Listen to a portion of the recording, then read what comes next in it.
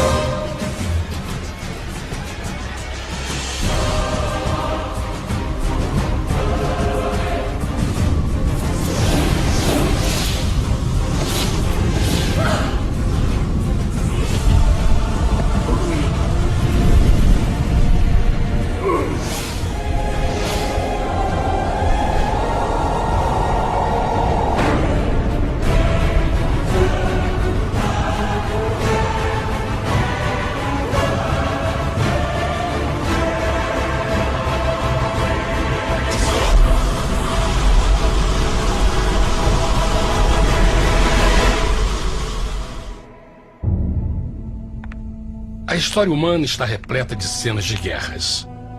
E todas as pessoas já experimentaram conflitos. Mas para entender a origem do mal, devemos viajar ao passado para a Primeira Guerra do Universo. Porque esta guerra não aconteceu na Terra.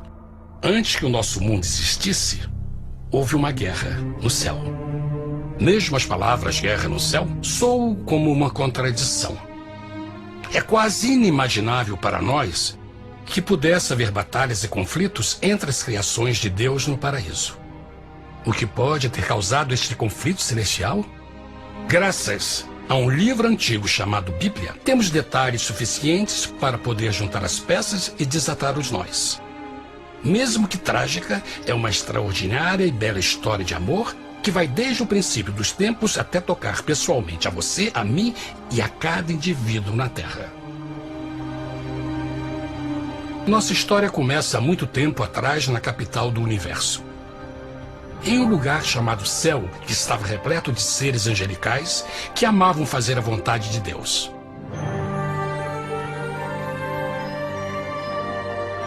Sob o justo e amoroso governo do Criador, todo o céu desfrutava uma existência de felicidade e perfeita paz. O príncipe supremo do paraíso e comandante dos anjos era o poderoso e amoroso Filho de Deus. mais conhecido com o nome que adotou quando veio à Terra, Jesus. Ele tinha o mesmo propósito e pensamento com Deus, o Pai. O céu, sob o comando compassivo do Pai, Filho e Espírito Santo, provou ser um maravilhoso lugar de paz e alegria. Para realizar as ordens de Deus, a Trindade estava rodeada de um oceano virtual de inumeráveis espíritos ministradores chamados serafins e querubins, mais conhecidos como anjos. Estas poderosas e inteligentes criaturas descobriram que a felicidade estava em cumprir as ordens do Todo-Poderoso. Mas Deus criou um extraordinário anjo para atuar como líder de toda a multidão celestial. A Bíblia nos diz que seu nome era Lúcifer, que significa portador da luz. Este querubim foi o maior ser criado por Deus e assumia a posição mais próxima do trono de Deus, estando diretamente sob a autoridade de Jesus. A tarefa de Lúcifer era difundir a luz e o conhecimento da vontade de Deus a todos os outros anjos. Lúcifer foi o mais esplêndido ser criado por Deus. Era extremamente bonito e dotado de enormes poderes de liderança e organização. Entre os anjos, ele foi muito admirado, respeitado e amado como amigo. Mesmo assim, Deus previu o mal que Lúcifer estava a ponto de introduzir no reino da luz. Cheio de sabedoria e formosura, de todas as pedras preciosas te cobrias. Tu eras o querubim, ungido para cobrir, e te estabeleci. No monte santo de Deus estavas. No meio das pedras afogueadas andavas. Perfeito eras nos teus caminhos, desde o dia em que foste criado, até que se achou iniquidade em ti. Quando Lúcifer percebeu a sua beleza e poder, seu coração pouco a pouco começou a mudar. Permitiu que seu enfoque se afastasse de Deus e direcionou seu amor para si mesmo. Talvez nunca saberemos completamente como e porquê estas sementes de rebelião germinaram em seu coração. Mas o profeta Isaías nos dá uma visão do pensamento de Lúcifer. Como caíste desde o céu, ó estrela da manhã, filha da alva! Como foste cortado por terra, tu que debilitavas as nações! E tu dizias no teu coração: eu subirei ao céu, acima das estrelas de Deus exaltarei o meu trono. Subirei sobre as alturas das nuvens e serei semelhante ao Altíssimo. Lúcifer, aos poucos, começou a cobiçar o poder de Deus, mas não sua personalidade. Ao pensar em suas próprias habilidades e belezas extraordinárias, os perversos tentáculos do orgulho e vaidade congelaram sua mente. Este ressentimento e inveja fizeram com que ele violasse a lei sagrada de Deus e se rebelasse contra seu governo. Precisamos fazer uma pausa e esclarecer algo. Desde o princípio, Deus ordenou que as leis da física governassem o mundo material em que vivemos. Sem essas leis naturais, o universo seria um caos. Do mesmo modo, as leis morais de Deus sempre têm dado segurança e estabilidade ao cosmos. Alguns pensam que os 10 mandamentos não existiram, até que o Senhor os entregou a Moisés no Monte Sinai. Mas as Escrituras nos ensinam que os princípios das leis de Deus sempre existiram por toda a eternidade, pois são a base fundamental de seu reino de amor. Seguros todos os seus mandamentos, permanecem firmes para todo sempre e são feitos em verdade e retidão. Os 10 mandamentos são um resumo das características de um Deus de amor.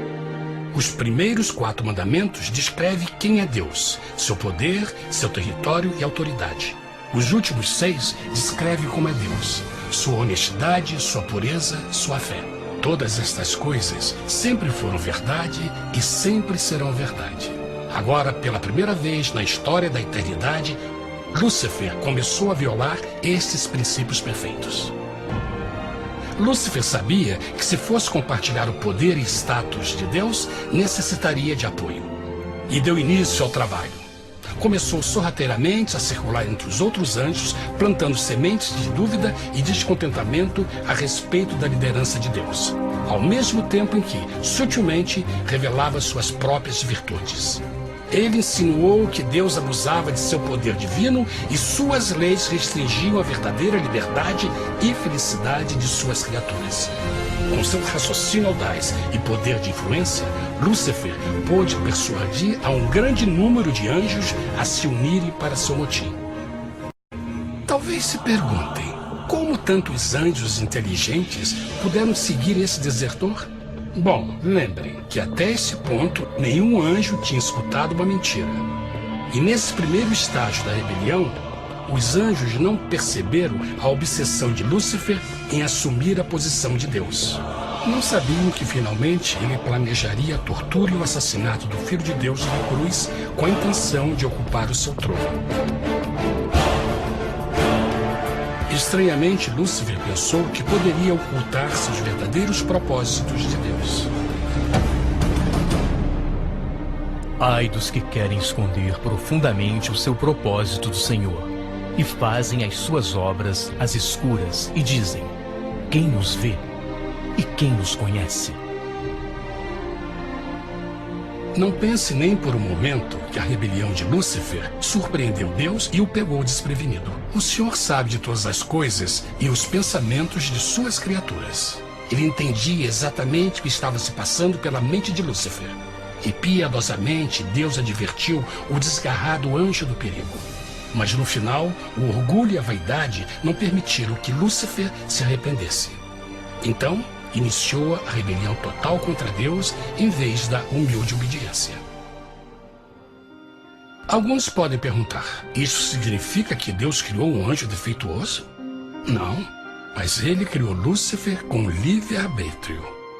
Verão que o livre-arbítrio é uma coisa maravilhosa, mas também muito perigosa, incluindo o risco de uma rebelião e a possibilidade de que o amor de Deus seja rejeitado. Vejam que o amor real não pode vir de uma criatura pré-programada e não pode ser forçado, deve ser voluntariamente dado. Por exemplo, mesmo que seja bonito este cachorro robô, na verdade, nunca poderá amar-me. Posso fazer que pareça que me ame, mas só estará seguindo instruções pré-programadas. Não tem opção. Por outro lado, este pequenino está realmente feliz em ver-me. Ele decidiu dar-me seu afeto. E com o tempo, nossa relação se fará mais forte, enquanto eu ame e cuide bem dele. Do mesmo modo, um Deus de amor só quer amor verdadeiro de suas criaturas. E para que isso aconteça, elas precisam ter o livre-arbítrio. A rebelião de Lúcifer é a maior evidência de que ele tinha esta liberdade. Agora, a grande pergunta é: como Deus enfrentaria esta crise? Como lidaria com Lúcifer e com os milhões de anjos que se uniram nessa rebelião? Muitos questionam, por que Deus não acabou imediatamente com a rebelião? Afinal, ele poderia facilmente vaporizar Lúcifer com um raio. Mas isto teria solucionado o problema? Não, pelo contrário. Isso só teria intensificado as dúvidas e suspeitas que Lúcifer havia plantado na mente dos anjos. Lembrem que Lúcifer sabia, como ninguém mais, da engrenagem interna do governo de Deus. Sua destruição seria vista como parte de uma grande armação, e a razão que o motivou a servir Deus teria sido o medo da represália e não o amor. O Senhor sabia, na sua sabedoria, que a melhor forma de enfrentar a crise era permitindo que tudo seguisse o seu curso. Esta seria a única forma de se assegurar que o mal não se ergueria outra vez. Deixai crescer ambos juntos até a ceifa. E por ocasião da ceifa, direi aos ceifeiros: colhei primeiro o joio e atai-o em molhos para o queimar, mas o trigo ajuntai-o no meu celeiro. Na parábola do joio e do trigo, Jesus descreve que um tempo de crescimento é necessário para que uma planta revele sua verdadeira natureza. No seu entendimento infinito, Deus sabia que, com o tempo, o caráter real de Lúcifer seria exposto e que os amargos frutos de sua rebelião seriam vistos. Até agora, os cidadãos do universo não estavam familiarizados com o pecado e até onde os levaria. Mas isso mudaria quando eles vissem por si mesmos sua terrível natureza autodestrutiva. Afinal, a sabedoria e o amor do governo de Deus seria para sempre confirmado e o universo estaria seguro. Quando Lúcifer e seus seguidores revelaram abertamente sua rebelião, o Senhor soube que não haveria paz se permitisse que eles ficassem no céu. Deveria impor um limite, entrar em ação e enfrentar os rebeldes. Mas Lúcifer e seus seguidores nunca sairiam por vontade própria ou pacificamente. O passo seguinte foi a guerra. E houve batalha no céu. Miguel e os seus anjos batalhavam contra o dragão. E batalhavam o dragão e os seus anjos. Mas não prevaleceram, nem mais o seu lugar se achou nos céus. E foi precipitado o grande dragão, a antiga serpente, chamada o Diabo e Satanás, que engana todo mundo. Ele foi precipitado na terra, e os seus anjos foram lançados com ele. A Bíblia não revela exatamente que tipo de armas foram usadas durante este conflito cósmico. Mas esta guerra foi como nenhuma guerra que os olhos mortais já viram. Apocalipse 12:4 nos diz que finalmente Lúcifer e 1/3 dos anjos de Deus foram expulsos do paraíso.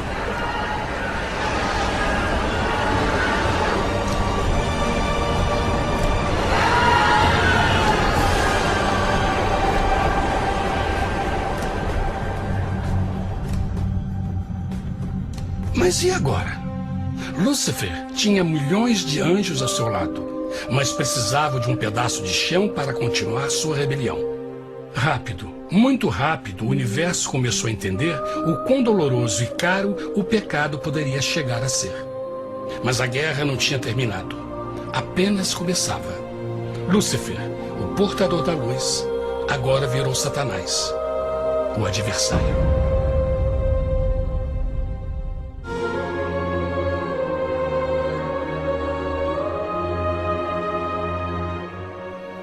Depois da guerra no céu, Satanás e seus anjos caídos foram expulsos da corte de glória. Por um tempo, o diabo e seus demônios vagaram pelo universo buscando inutilmente mundos que se compadeceram e se uniram à sua rebelião. Enquanto isto, o coração de Deus sentia intensamente o vazio que deixou a perda de Lúcifer e seus anjos. Então o Pai, o Filho e o Espírito Santo retomaram o seu trabalho favorito, o maravilhoso trabalho da criação. Decidiram fazer um mundo novo, pleno, com muita variedade e diversas criaturas de amor. Este novo mundo seria único, porque as criaturas principais seriam feitas à imagem de Deus. Para eles, o Senhor também daria o domínio deste planeta novo, que conhecemos como Terra. No princípio, Deus criou a terra. E viu Deus tudo quanto tinha feito, e eis que era muito bom. Que imagem maravilhosa! Deus forma um novo mundo, nosso planeta, Terra. E em cada maravilhoso dia da criação, algo novo e espetacular começa a fazer parte da cena. Por exemplo, no terceiro dia, Deus falou e uma linda e exuberante vegetação fez parte da existência. Plantas de todas as cores, formas e tamanhos. No quinto dia, o mundo estava repleto de espantosas e exóticas criaturas, que podiam tanto se elevar aos céus como deslizar pelas águas azuis. E outras podiam fazer as duas coisas. No sexto dia, houve a introdução de um grande número de animais terrestres. Desde o gigante elefante até o pequeno esquilo, cada um encontrou um lugar nesse novo planeta para viver em harmonia com o resto da criação. E também no sexto dia, Deus criou o homem. E disse Deus: façamos o homem à nossa imagem, conforme a nossa semelhança. E formou o Senhor Deus o homem do pó da terra, e soprou em suas narinas o fôlego da vida, e o homem foi feito alma vivente. E plantou o Senhor Deus um jardim no Éden, do lado oriental, e pôs ali o homem que tinha formado.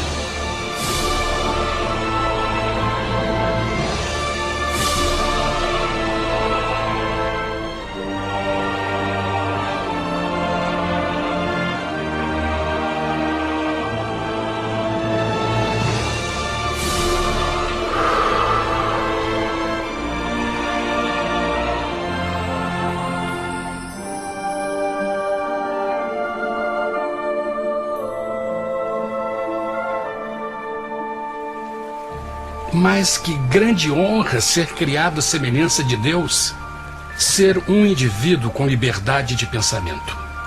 No princípio, o homem não percebia a sua nudez. Provavelmente porque antes do pecado ele estava vestido de glória e luz.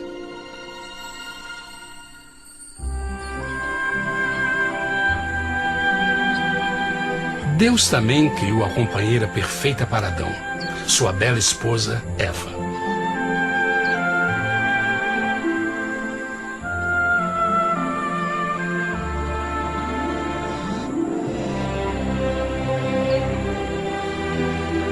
O feliz casal foi colocado em um magnífico jardim perfeitamente projetado para aumentar sua felicidade. Para Adão e Eva e as outras criaturas da terra, também foi dado o privilégio divino de procriar a sua própria imagem. A intenção de Deus foi que a raça humana tivesse domínio sobre este paraíso perfeito para sempre. Eternamente felizes e saudáveis, trabalhariam com a flora do jardim de Deus, enquanto desfrutariam o afeto e companhia de todas as criaturas sob seus cuidados. O ambiente que nossos primeiros antepassados experimentaram foi muito diferente do mundo de hoje. As rosas não tinham espinhos, os insetos não mordiam nem picavam, e os leões e as ovelhas brincavam juntos. Mas a grande bênção era os humanos viverem em perfeita harmonia com seu Criador. A cada 7 dias, Adão e Eva descansavam de seu prazeroso trabalho e gozavam de uma comunhão com a visita de seu Criador. Era um mundo esplêndido e maravilhoso. E esse estado de felicidade teria continuado eternamente se nossos primeiros parentes tivessem mostrado fidelidade com uma simples prova. Mas da árvore do conhecimento do bem e do mal, dela não comerás, porque no dia em que dela comeres, certamente morrerás. Visto que o adversário havia contaminado o universo com sua rebelião, o Senhor viu a necessidade de uma simples prova de amor e lealdade. Lembrem que os anjos bons acabaram de ver 1/3 de seus amigos serem expulsos do céu durante a guerra. Como estariam seguros de que esses novos humanos não se uniriam a Lúcifer e causariam problemas? Então o Senhor plantou uma árvore no jardim, uma árvore cujo fruto não deveria ser comido sob pena de morte. Ao passar por esta simples prova de obediência, Adão e Eva mostrariam a lealdade para com Deus e a fé em sua palavra. Ainda mais, era uma prova de amor. Por isso, Jesus disse em João 14, se me amais, guardais meus mandamentos. Mas alguém mais soube desta prova de fé e estava determinado a usá-la em seu favor. Satanás estava com inveja dos humanos que desfrutavam da bendita vida que ele perdeu. Sua feliz existência estava em total contraste com a sua, que agora estava cheia de culpa, pecado e miséria. Com ressentimento e raiva, não estava disposto a deixar o casal em paz, pois o pecado sempre buscará arrastar a outros consigo.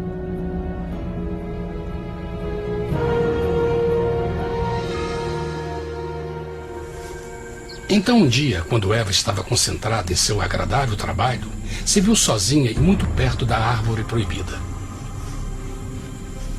Foi quando Satanás viu sua oportunidade. Através de uma serpente hipnotizante, o anjo caído chamou Eva até a árvore e a envolveu em uma conversação.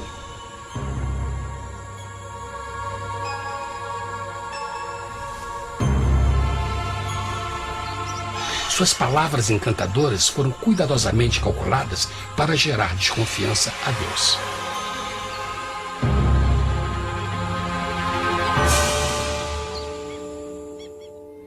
A serpente replicou à mulher: de modo algum morrereis. Deus sabe que no dia em que dele comerdes, vossos olhos se abrirão, e sereis como Deus, conhecedores do bem e do mal. A mulher notou que a árvore era boa para comer, pois era atraente aos olhos e desejável para alcançar sabedoria. Colheu o seu fruto e comeu. Deu também ao seu marido, que comeu assim como ela. Tragicamente, quando Eva escutou a suave e sedutora voz do tentador, começou a ter certas dúvidas da palavra de Deus.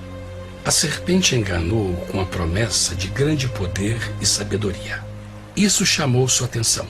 Além disso, aparentemente o fruto deu à serpente a habilidade de falar.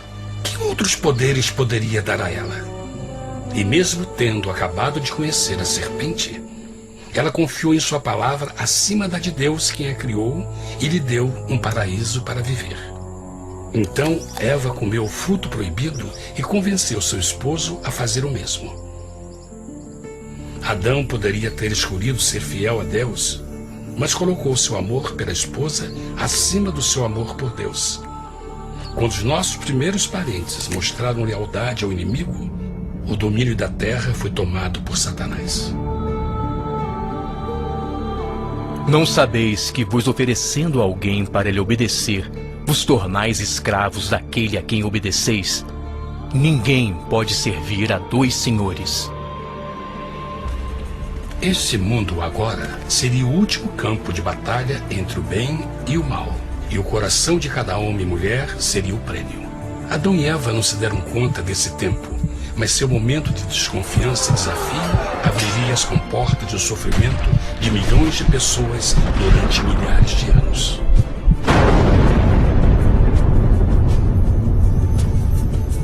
Portanto, como o pecado entrou no mundo por um homem, e por ele a morte, e assim a morte transmitiu-se a todos os homens naquele em quem todos pecaram.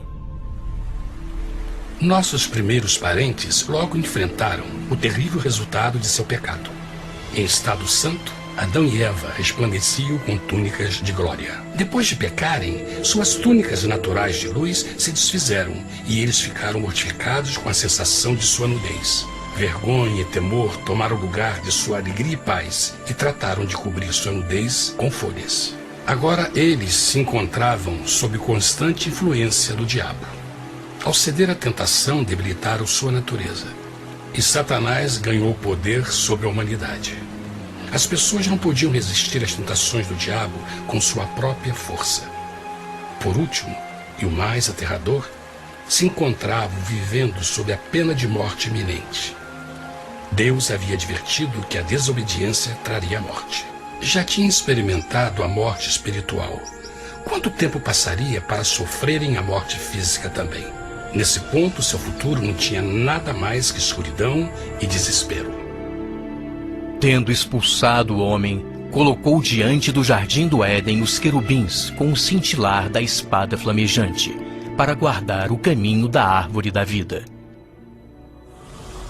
Como o pecado provocou a expulsão dos anjos caídos de seu lar celestial, agora pela desobediência, Adão e Eva foram tirados de seu jardim, seu lar no paraíso. Tudo à sua volta estava mudando rapidamente, e a humanidade se encontrou suscetível às dores, doenças e finalmente à morte. Até os animais e plantas estavam infectados pela terrível maldição. Os espinhos e cardos agora pareciam árvores e flores, e os animais que antes eram gentis começaram a se matar e a devorar uns aos outros. O pior resultado foi que o pecado separou a humanidade de Deus. Mas vossas iniquidades cavaram um abismo entre vós e vosso Deus. São vossos pecados que ocultaram de vós sua face, para não vos escutar. Na criação, foram dados a Adão e Eva a honra de falar com os anjos, e até com o Filho de Deus cara a cara. Mas Deus é tão puro e santo que nenhum mal pode existir na sua presença. Agora que os primeiros humanos tinham pecado, Deus afastou sua santa presença deles para sua própria proteção. O pecado tinha queimado uma parte da alma do homem que já não podia ver a dimensão espiritual. Deste momento em diante, a comunicação com o céu seria limitada. Mesmo com todas estas maldições caindo sobre Adão e Eva, o coração do Senhor se encheu de compaixão. A lei que haviam violado não poderia ser alterada para salvá-los, pois é tão sagrada e imutável como Deus mesmo. O Senhor sabia que havia só uma maneira na qual o homem podia se redimir. Então um plano foi revelado, nascido do fundo do coração de Deus. Um plano para salvar o homem de seu encontro com a morte eterna e restaurar tudo que estava perdido com o pecado. Seria de grande intensidade, alcance e poder, mas seria um plano que também implicaria num enorme sacrifício. O amor de Deus para conosco se manifestou por ter enviado ao mundo seu Filho unigênito, a fim de vivermos por ele. Nisso consiste o amor, não em termos nos amado a Deus, mas em ele nos ter amado e enviado seu Filho para se sacrificar por nossos pecados. As Escrituras claramente ensinam em Romanos 6:23, o custo do pecado é a morte. A lei violada demandava a vida do pecador e só tinha um em todo o universo qualificado como substituto da humanidade. O Criador só podia pagar a dívida de suas criaturas tomando seu lugar. Então Jesus Cristo, o Filho de Deus, concordou em deixar a pureza, glória e segurança do céu. Ele viria para morrer em nome do homem em seu malvado e renegado planeta.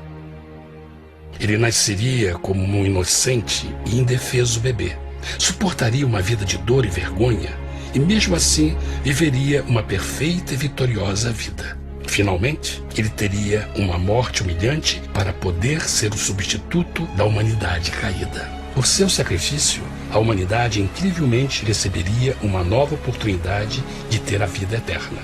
Seu sangue seria o resgate para um mundo raptado por Satanás. Este maravilhoso plano de redenção foi graficamente ilustrado no sistema de sacrifício de animais ordenado por Deus depois da queda do homem. O Senhor tinha avisado Adão e Eva que iriam morrer no dia em que comessem do fruto proibido. E como que permaneceram vivos? A Bíblia nos diz que imediatamente depois do pecado, Deus providenciou roupas na forma de peles de animais. É bom notar que o Apocalipse se refere a Jesus Cristo como a ovelha que foi morta desde o princípio do mundo. Isto indica que uma ovelha foi sacrificada no mesmo dia para prevenir suas mortes imediatas. Pela fé, neste sacrifício, suas mortes foram simbolicamente transferidas deles para a criatura inocente. A ovelha certamente era a representação de Jesus. Assim, um raio de esperança foi dado em uma situação de escuridão e desespero. Através do arrependimento e a fé no sangue do Messias, qualquer humano poderia uma vez mais ser filho de Deus. Mas mesmo com este grande plano para a humanidade, Satanás ainda tinha o domínio da terra. E a vida na terra não estava fácil. No mundo haveis de ter aflição, mas coragem, pois eu venci o mundo. Naturalmente, muitos se perguntam, como um Deus amoroso e poderoso permite dores e sofrimentos no nosso mundo atual? Mas está claro desde o Gênesis que Deus nunca quis que nós tivéssemos o conhecimento da dor dessa vida. Quando o mundo saiu das mãos de Deus, a terra era um maravilhoso paraíso. Foi o pecado de Adão e Eva que deu a Satanás o direito de assumir o controle deste planeta. Devido à sua trágica eleição, o diabo e seus súditos ganharam o poder de tentar e atormentar os humanos, introduzindo a doença, a dor e o sofrimento. Talvez fosse melhor perguntar: por que Satanás não tem o controle total da humanidade? A resposta é Jesus Cristo. Talvez já perceberam que a morte de Jesus na cruz deu a cada um de nós a oportunidade de sermos salvos, mas na verdade fez muito mais do que isso. Quando o Salvador ofereceu sua vida para redimir a terra, Esse ato poria restrições ao controle de Satanás sobre a humanidade. Satanás não poderia forçar nossa vontade e seu poder de nos ferir seria limitado. O sacrifício de Cristo também nos trouxe um tempo de prova, durante o qual poderíamos ver a diferença entre o governo de Deus e o de Satanás, e então decidir a quem servir. Finalmente, pelo sacrifício que fez Jesus, o reino de Satanás chegará ao seu final, e um dia a terra será devolvida ao homem mais maravilhosa do que era no princípio. Mesmo Adão e Eva, tendo começado suas vidas como exilados do paraíso, ainda tinham esperança. Deus providenciou peles de animais sacrificados para se cobrirem. Mas o mais importante, ele prometeu o sangue do Cordeiro de Deus para pagar por seu pecado, se aceitassem a Cristo e se arrependessem. Uma grande pergunta permanece: as pessoas aceitariam o grande presente de Deus? Como escaparemos se agora desprezarmos a mensagem tão sublime da salvação? A incrível história que acabaram de escutar é verdade e afeta vocês. Pois, pelo desejo de Satanás de ser Deus e a desconfiança e desobediência de Adão e Eva, todos nós nos encontramos em uma situação perigosa. De um lado, a humanidade foi grandemente favorecida por Deus com uma segunda chance de recuperar nosso lugar no Éden. Por outro lado, se nós desistirmos de aproveitar esta grande chance, nos tornaremos escravos de Satanás e finalmente seremos destruídos quando Deus limpar o universo do pecado. Amigos, não há melhor hora de fazer sua escolha por Jesus do que agora mesmo. Nenhum de nós sabe quanto tempo mais teremos que viver nesta terra. Jesus nos tem mostrado grande interesse no seu bem-estar e seu amor por vocês o levou a providenciar uma maneira de escaparmos de uma futura destruição. Ele quer que você o aceite e se arrependa de seus pecados. Através de Cristo, pode encontrar o perdão para tornar-se como Ele em caráter.